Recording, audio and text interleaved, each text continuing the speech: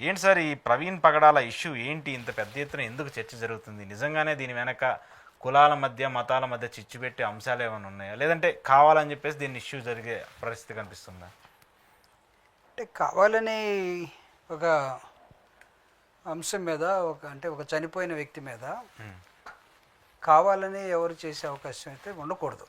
ఎందుకంటే మతం అనేది అది ఒక ప్రత్యేకమైనటువంటి individual habit.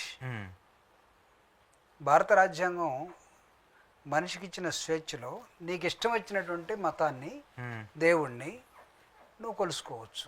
Okay, there is no నువ్వు ఈ దేవుణ్ణే కొలవాలి, ఈ మతాన్నే పెట్టుకోవాలి, ఇలా లేదు. అది అంటే భారత రాజ్యాంగమే లౌకిక రాజ్యాంగం. పుట్టలకు మొక్కుతాం, చెట్లకు మొక్కుతాం, అదేవిధంగా పోచమ్మకు మొక్కుతాం, వెంకటేశ్వర స్వామికి మొక్కుతాం, లేకపోతే చర్చికి వెళ్తారు, మసీదుకి వెళ్తారు, ఎవరెవరి అభిప్రాయం వాళ్ళది. అంటే మతం ఎప్పుడు కూడా మనిషిని నిర్దేశించకూడదు. మనిషి ఒక ఆలోచనని, తన నమ్మకాన్ని తను నమ్ముకొని, ఒకే ఫ్యామిలీలో 4-5 రకాల నమ్మకాలు ఉంటాయి దాని. కాబట్టి ఇది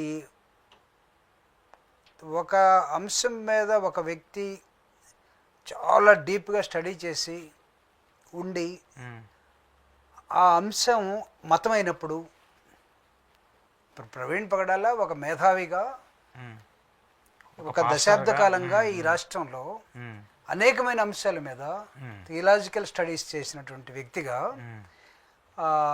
అవలీలగా మాట్లాడుతున్నటువంటి ఒక వ్యక్తి. అది బైబిల్ కానివ్వండి, ఖురాన్ కానివ్వండి, భగవద్గీత కానివ్వండి, అతనికి ఉన్నంత పట్టు కానీ, నాలెడ్జ్ కానీ నిజంగా దాని మీద ప్రత్యేకంగా పనిచేస్తున్నటువంటి వ్యక్తులు కూడా లేదు.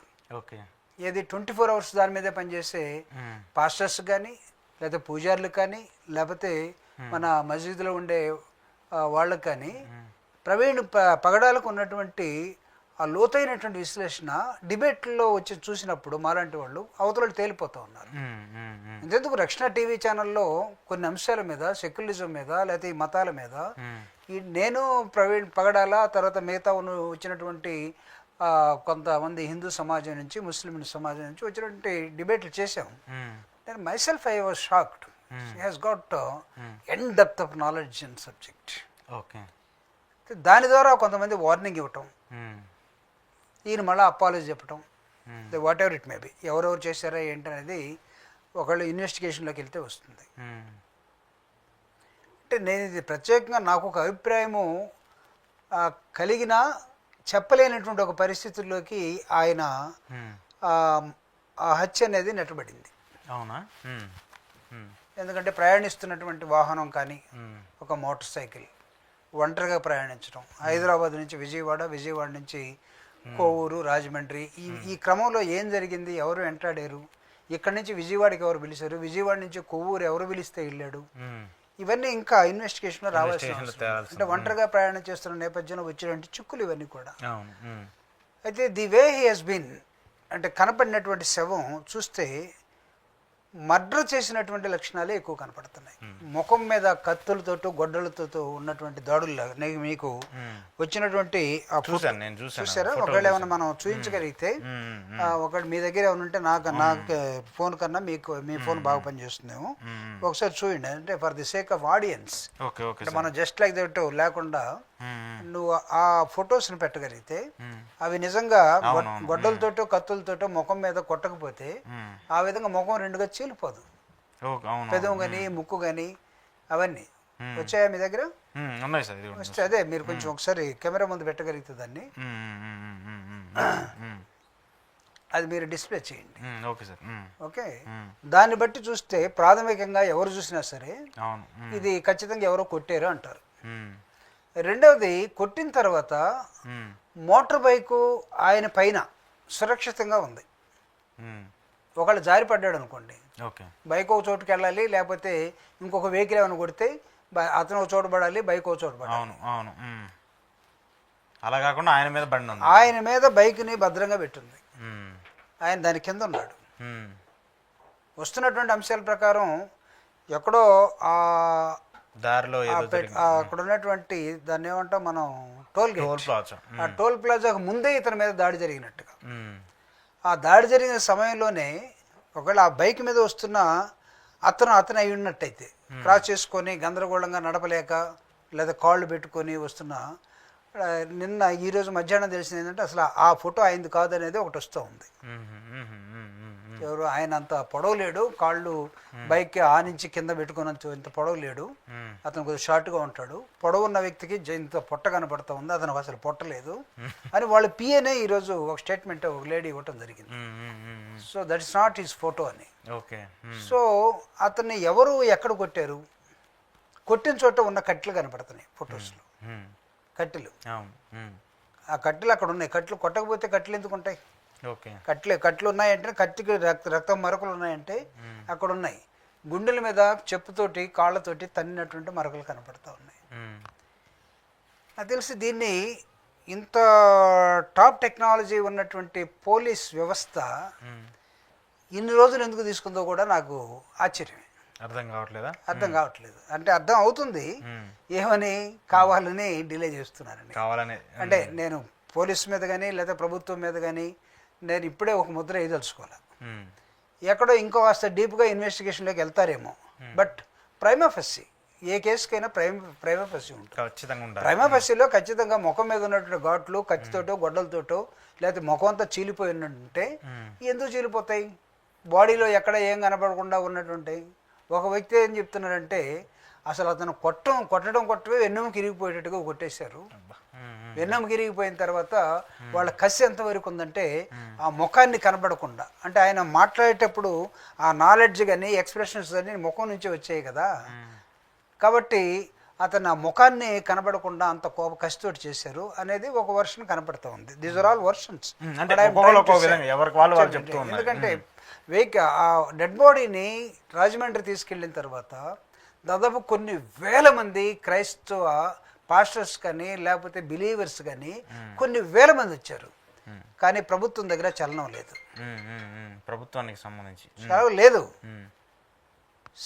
చనిపోయినోడు పలానా మతస్థుడు కాబట్టి నేను తాగకూడదు అనేది ప్రభుత్వంకే ఆ లక్షణం, ఆ బ్యాడ్ క్వాలిటీ ఉండకూడదు.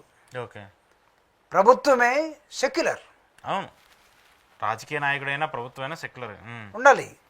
ప్రభుత్వమే ఒక రంగు పూసుకొని చనిపోయినాడు ఇంకొక మతానికి సంబంధించినాడు కాబట్టి నేను మాట్లాడితే నా ఇష్టం వచ్చేది మాట్లాడతాను. ఎందుకు స్పందించారుగా? హోమ్ మినిస్టర్ స్పందించింది, లోకేష్ స్పందించాడు, ప్రభుత్వం చంద్రబాబు నాయుడు గారు దీనికి సంబంధించి విచారణ జరపండి అని చెప్పేసి. అంటే స్పందించటం అంటే అక్కడున్నటువంటి క్రైస్తవ సోదరులందరూ కూడా రాజమండ్రి చుట్టూ ఉన్నటువంటి ప్రాంతం వాళ్ళు up to Vijayawada, up to Ongole, అటు నుంచి కాకినాడ, అటు నుంచి తుని, లేకపోతే ఆ ప్రాంతం నుంచి వచ్చినంత జనం ఆ జనాన్ని అడ్రస్ చేసే విధానంలో ప్రభుత్వం అంత స్పీడ్గా లేకపోతే అంత కావాలన్నట్టుగా ఓన్ చేసుకున్నట్టుగా వాళ్ళ ప్రతిస్పందన లేదు అక్కడ. నేను ఒక వైఎస్ఆర్ కాంగ్రెస్ పార్టీ నాయకుడిగా జనరల్ సెక్రటరీగా మాత్రం ఈ మాట చెప్పడం లేదు, ఒక మనిషిగా మాట్లాడుతున్నాను. There are so many beliefs in this country. అంటే ఇప్పుడు ఒక ఫ్యాషన్ అయిపోయింది, నీ మతాన్ని అంగీకరించకపోతే నువ్వు చంపేస్తావా, లేకపోతే నీతో ఆర్గ్యుమెంట్ చేస్తే నువ్వు చంపేస్తావా? స్వతంత్ర పోరాటంలో ఎంతమందిని చంపేసి ఉండాలి? చాలా మంది. అప్పుడు జరిగినటువంటి ఘర్షణలు అవన్నీ వేరు కాదండి. అసలు ఎటు తీసుకెళ్తున్నావు? సెక్యులర్ అనే పదాన్ని నువ్వు ఎటువైపు తీసుకెళ్తున్నావు? ఇది రోజు నేను అడుగుతా ఉన్నా. పవన్ కళ్యాణ్ గారు ఒక డిప్యూటీ సీఎంగా ఆ రోజు ఒక లడ్డు దగ్గరే జరిగినట్టు అంశానికి, లడ్డు మనం తయారు చేసేది అది, కానీ మనిషి అండి ఇక్కడ. ఎందుకు పవన్ కళ్యాణ్ గారు మీరు ఎందుకు ఇంప్లిమెంట్ చేస్తున్నారు దీనికి సంబంధించి? కాదు, మాట్లాడాలి కదా. He will talk, he has to talk. నేను అడుగుతున్నా, ఆయన ప్రశ్నించడానికి వచ్చాడు కదా. ఒక మనిషిని కొంతమంది అనుమానిస్తూ ఉన్నారు ప్రభుత్వం సరిగా రావట్లేదని. You're all the ingredient powerful persons in the government. మీరు మాట్లాడాలి ఖచ్చితంగా. మీ మాటల కోసం చూస్తున్నారు. ఇర్రెస్పాన్సిబిలిటీ అనేది, బాధ్యత రాహిత్యం అనేది ప్రభుత్వంలో కనపడతా ఉంది. కాబట్టి పోలీసు కూడా అక్కడ ఉన్నటువంటి వ్యక్తులు, పోలీసులు కూడా చేద్దాం అంటే అంత నెగ్లిజెన్స్ అయ్యి ఇలాంటి ఘటనకి కొన్ని లక్షల మందిని కదిలించినటువంటి ఈ హత్య అంటే ఎవడు చేశాడు ఏంటనేది ఇంకా జరగాలి. కాబట్టి నేను చెప్పట్లా, కొన్ని మా అనుమానాలు ఉన్నప్పటికి కూడా ప్రజలు అనుకున్న మాటల్ని ఒక రాజకీయ నాయకుడు విన్న తర్వాత ఒకవేళ అది నిజమై ఉంటుందేమో అనేది చెప్పడానికి మేము సందేహిస్తా ఉన్నాం. ఎందుకంటే fact will come out, has to come out. డెఫినెట్గా ఒకరోజు నిజం అనేది బయటకు వస్తుంది. అసలు బయటికి రాకముందు ప్రభుత్వం యాక్షన్ ఎలా ఉండాలి అంటే నావాడు కాదు, నా మనిషి కాదు, క్రిస్టియన్స్ మాకు ఓట్లు వేయలేదు, ఎస్సీలు మాకు ఓట్లు వేయలేదు అనే దృక్పథాన్ని ప్రభుత్వం చేస్తే ఎవడిదే ఈ రాష్ట్రాన్ని బ్రతికించగలి? అందరూ ఓట్లు వేస్తేనే కదా ప్రభుత్వం అధికారంలోకి వచ్చింది కదా. ఎందుకు మాట్లాడలేదు చంద్రబాబు నాయుడు గారు కానీ, హోమ్ మినిస్టర్ కానీ, లేకపోతే అతను ఉన్నటువంటి లోకేష్ గారు కానీ, ముఖ్యమైనటువంటి వాళ్ళు ఎందుకు మాట్లాడలేదు? అంటే ఎందుకు అడ్రస్ చేయలేదండి? మతాల మధ్యకి సంబంధించి అంత సెన్సిటివ్ ఉంటుంది కాబట్టి దాన్ని అంత పెద్దగా చర్చనీయాంశం చేయగలరు. ఖచ్చితంగా వెళ్ళాలి కదా. సెన్సిటివ్ ఏంటి కనపడటం లేదా? అక్కడికి వెళ్ళి మోకాళ్ళ మీద కూర్చొని ప్రార్థన చేస్తున్నటువంటి ఆ క్రైస్తవ జనాంగాన్ని చూసినప్పుడు ప్రభుత్వంలో చలనం ఉండదా? 10 మంది ఒక చోట కూర్చొని వచ్చేస్తారు కదా మీరు. సో ప్రవీణ్ పగడాలకు జరిగినటువంటి ఆ ఘోరమైనటువంటి దాన్ని ఏమంటాము, అది చేసిన మర్డరా లేకపోతే ఇంకొకట ఇది అసలు ఈ సమాజంలో దీన్ని ఏమాత్రం అంగీకరించడానికి వీలు లేనటువంటి ఒక సబ్జెక్ట్గా నేను మాట్లాడుతున్నాను. ఎస్, అక్కడి నుంచి హైదరాబాద్కి శవాన్ని తరలించారు. హైదరాబాద్లో కొన్ని లక్షల మంది వచ్చారు. ఆయన అంతిమయాత్రలు చాలా మంది, లక్షల మంది. దీన్ని ఏమనాలి? ఓకే, మీరేంటి సార్, మీరు ఒక రాజకీయాల నుంచి పక్కన పెడితే మీరు ఒక సైంటిస్ట్గా, ఒక సెక్యులరిజం గారికి సంబంధించి, ఒక రాజకీయానికి సంబంధించి మీరు చేసినట్టుగా ఇది చూస్తున్నప్పుడు నిజంగా దీని వెనక ఏదన్నా రాజకీయ నేతల ప్రమేయం ఉంటుంది అనేది పక్కన పడేస్తే వాళ్ళు చేసేటువంటి వ్యాఖ్యలు అలాంటి ఏమన్నా ఇబ్బంది పెట్టినాయా? మతాల మధ్య వాళ్ళు చేసేటువంటి విద్వేషాలు ఇలాంటివి ఏమన్నా ఇబ్బంది పెడుతున్నాయా? అంటే ఇక్కడ ఇలాంటి వాటి కారణం అవుతున్నాయి అనుకోవాలా? అంటే ఒకటి నాకు అనిపిస్తున్నది ఏంటంటే అతను చాలా లోతుగా ఆర్గ్యుమెంట్ చేశాడు చాలాసార్లు. ఇట్లా మళ్ళీ డిబేట్లో కూర్చున్నప్పుడు వచ్చాయి. ఎవరు వ్యక్తిగత స్వేచ్ఛ ఎవరికైనా ఉంటుంది కదా, భావప్రకటన స్వేచ్ఛ ఉంటుంది. దాని ద్వారా అతను కొన్ని వార్నింగ్స్ వచ్చాయి, ఆ కుటుంబానికి కొన్ని వార్నింగ్స్ వచ్చాయి. సో ఆ భయం తాలూకా ఏముంటుందంటే అతను కొన్ని క్షమాపణలు కూడా చెప్పడం జరిగింది. ఎవరెవరికి ఎందుకు చెప్పారో, ఎందుకు చెప్పాల్సి వచ్చిందో వీటన్నిటి మీద భయపడ మనిషి స్వతహాగా కొంత భయం ఉంటుంది కదా, ప్రాణం మీద భయం ఉంటుంది. అతను మర్చిపోయి ఉండొచ్చు నేను క్షమాపణ చెప్పానండి, కానీ అవతల వాళ్ళు దాన్ని సీరియస్గా తీసుకొని ఉండే ఇలాంటివి జరుగుతాయి. అంతే కదా, దొంగతనంగా జరిగే మర్డర్స్ అన్ని కూడా ఇలాంటివి కదండి. ఎవరో ఒంటరిగా ప్రయాణం చేసేటప్పుడు లేకపోతే ప్లాన్డ్గా ఏదైనా చేయదలుచుకున్నప్పుడు మనం దాన్ని పెద్దగా మనం దాన్ని గుర్తించలేని పరిస్థితులు వస్తూ ఉంటాయి కదా.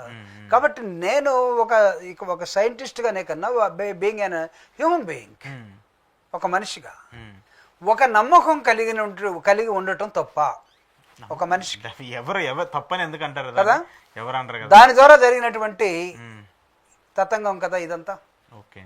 అదర్వైజ్ ఎస్ అది కాదు, ఇది ఓన్లీ యాక్సిడెంట్, ఒక లారీ కొట్టిపోయింది లేకపోతే ఆ తన్నే జారిపడ్డాడు తేల్చండి, అదైనా పోలీసులు విచారణలో తెలుస్తారు, తేల్చాలి కదా. దానికి ఇంత టైం ఎందుకు పడుతుంది? ప్రొసీజర్ ఉంటుంది కదా, తీసుకోండి సార్. ఆయన ఇక్కడ 24వ తేదీన బయలుదేరాడు. హైదరాబాద్ నుంచి మీరు విజయవాడ దాకా మధ్యలో ఉన్నటువంటి టోల్ గేట్స్ పోల్లు ఉన్నాయి, తీసుకోండి. ఎలా బయలుదేరాడు మనిషి? ఆల్ ఫుటేజ్ దొరుకుతాయి కదా, అక్కడి నుంచి అక్కడికి వెళ్ళాడు, తీసుకోండి. ఇప్పుడేం ప్రతిదీ ఓపెన్ సీక్రెట్ అయిపోయింది కదా. ఈయన కాకపోతే ఇంకొకటి ఇస్తాడు. ఈ రోజు కాకపోతే రేపైనా సరే ఎవడైనా భయపడేవలేదేమో. సెల్ ఫోన్లో రికార్డ్ చేసినట్టు అంశాలు ఉంటే రావచ్చు బయటికి. వచ్చిన తర్వాత అన్ని వచ్చిన తర్వాత నువ్వు చేసేది ఏంది? అదేదో సామెత ఒకటి ఉంది,